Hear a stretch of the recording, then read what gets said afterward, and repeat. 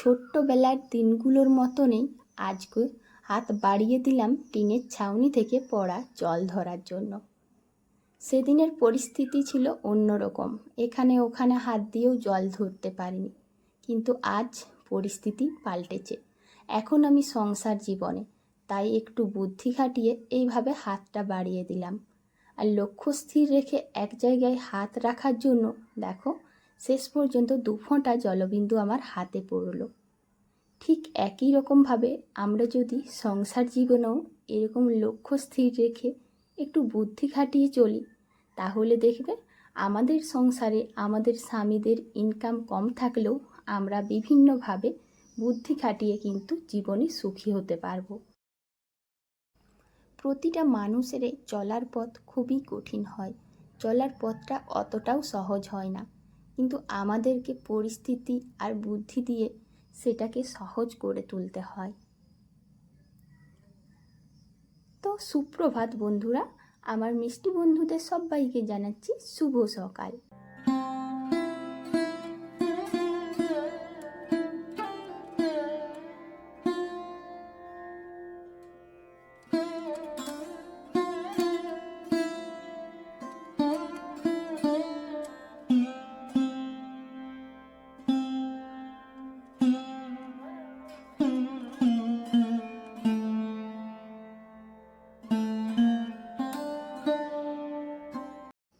Video শুরু করার আগেই বড়দের জানাই প্রণাম, ছোটদের জন্য রইল অনেক ভালোবাসা। আর যারা ভিডিওটা দেখছো নিশ্চয়ই তোমরা ভালো আছো, আগামী দিনেও ভালো থেকো, সুস্থ থেকো। আজকে তোমাদের জন্য আমি মুনমুন একটা নতুন ব্লগ নিয়ে চলে এসেছি। আশা করছি তোমাদের এই ছোট্ট ব্লগটা ভালো লাগবে, তাই পুরোটা দেখার জন্য অনুরোধ রইল।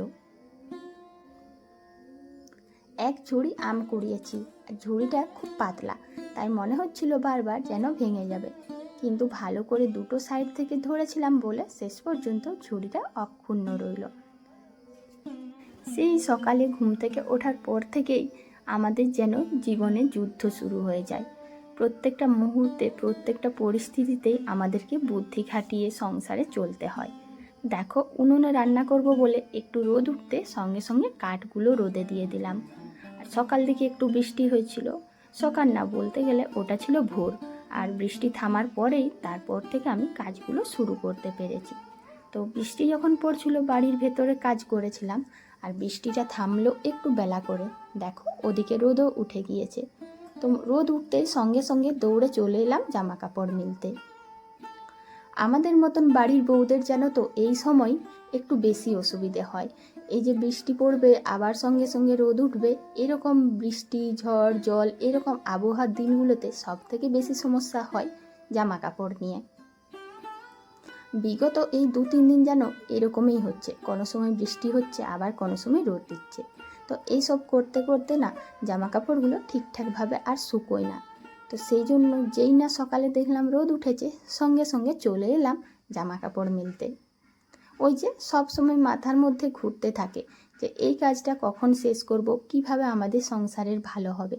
তো এইগুলো সবসময় আমরা একটু বুদ্ধি খাটিয়ে মন দিয়ে করার চেষ্টা করি।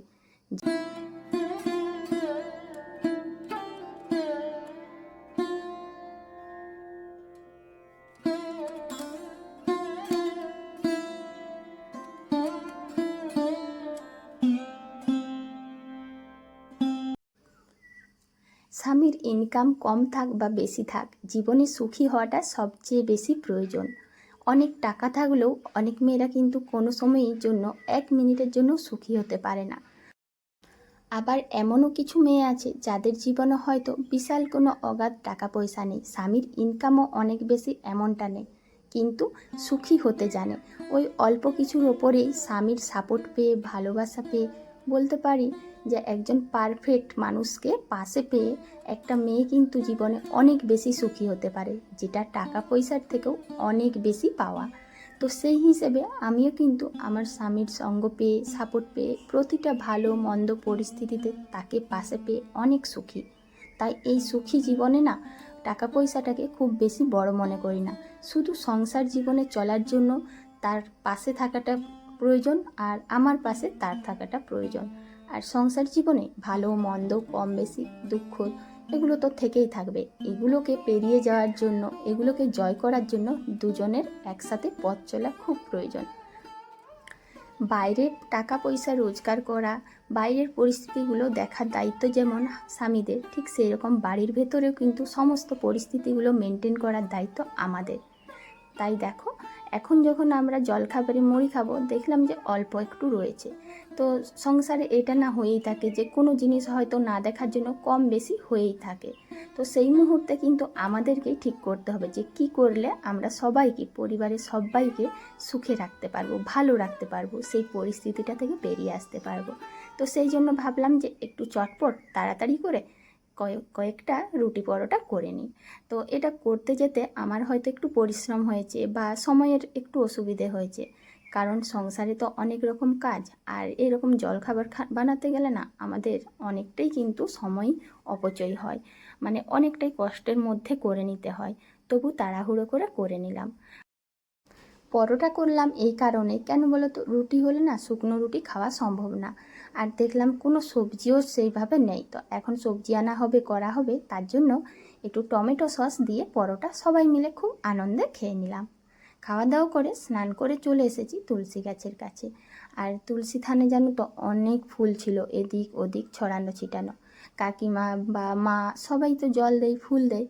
তো সেই জন্য ছড়ানো ছিটানো কারো হাতে হয়ে গিয়েছে, তাই আমি ফুলগুলোকে ভালো করে এক জায়গায় রেখে একটু জল দিয়ে ঠাকুরকে প্রণাম করে নিলাম।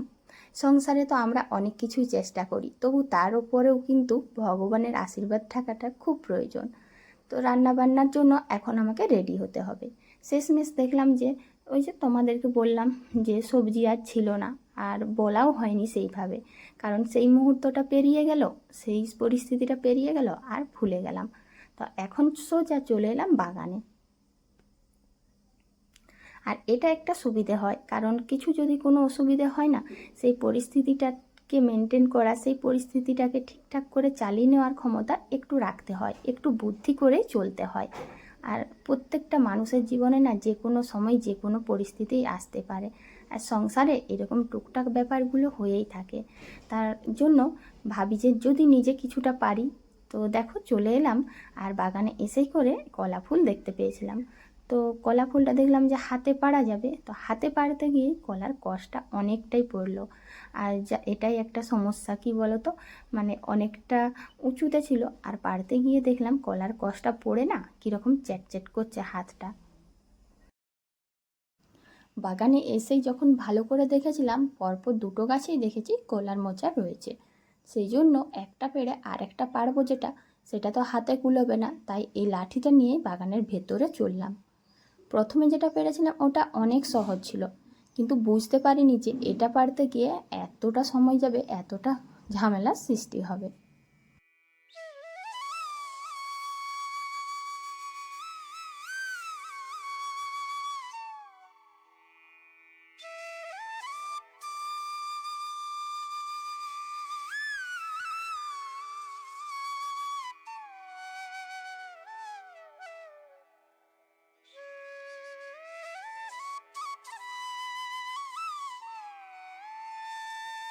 প্রথমে ভাবলাম যে এটা পেরেও হয়তো মাথায় আমার কষ পড়লো, কিন্তু না, যাই হোক, মাথায় একটু পাতা টাতা পড়েছিল, কষটা পড়েনি।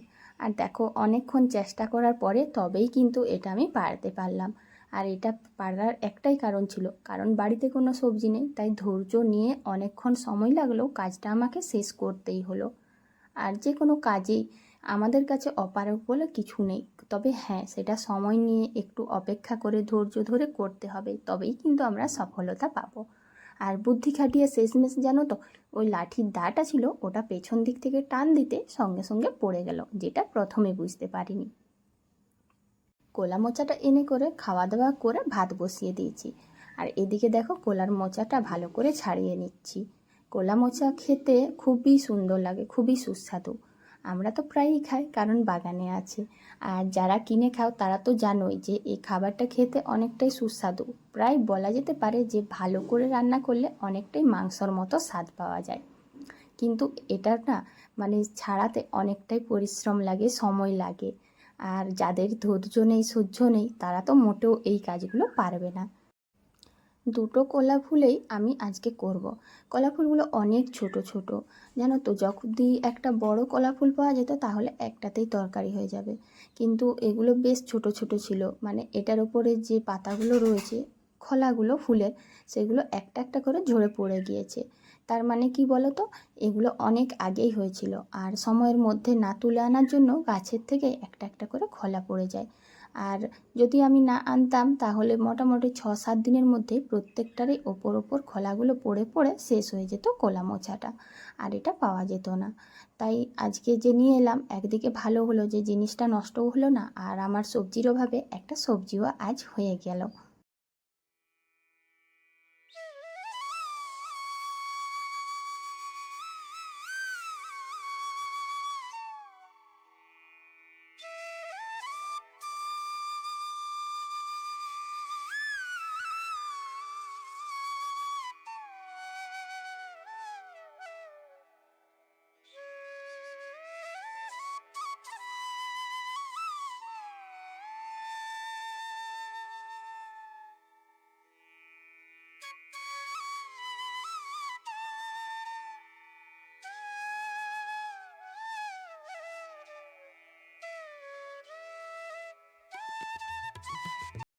তোর এখন বাজে বেলা 12টা, আর আজকে তাড়াতাড়ি রান্না হয়ে গেছে। তারপর জামা কাপড়গুলো তুলে নিয়ে এলাম, যেহেতু সকালে মিলেছিলাম শুকনো হয়ে গেছে। কিন্তু এখন দেখছি যে বেশ ভালোই মেঘ ধরছে, যে কোনো সময় বৃষ্টি হতে পারে আর লাইন না থাকতে পারে। তাই চটপট চলে এসেছি কলপাড়ে জল ধরতে। এই দুদিনের বৃষ্টিতে জানো তো, কলপাড়ে এদিক ওদিক শুয়োপোকা বা কেনলো, যেগুলো গ্রামাঞ্চলে হয়ে থাকে, সেটার জন্য না ভয়ে ভয়ে জল ধরছি আর একবার করে তাকাচ্ছিলাম। তো যাই হোক বন্ধুরা, এখন আমি জলটা ধরে নিই।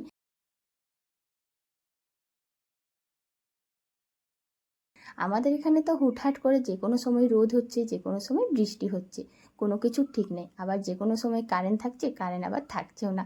তো মানে একটা বিভ্রান্তকর পরিস্থিতির মধ্যে রয়েছি। তাই সংসারে না একটু বুদ্ধি খাটিয়েই চলতে হচ্ছে, যে যাতে কোনো কিছুর অসুবিধে না থাকে, পরিস্থিতিটা যেন পেরিয়ে যেতে পারি। তো বন্ধুরা, যারা আমার চ্যানেলে আজকে নতুন এসেছো, আমার ভিডিও যদি ভালো লাগে অবশ্যই একটু সাপোর্ট করে পাশে থাকো। আর পুরনো বন্ধুরা, তোমরা তো সব সময় পাশে আছোই। আর যারা সব সময় প্রতিনিয়ত আমার ভিডিও দেখছো, তাদের সবাইকে অনেক ধন্যবাদ গো।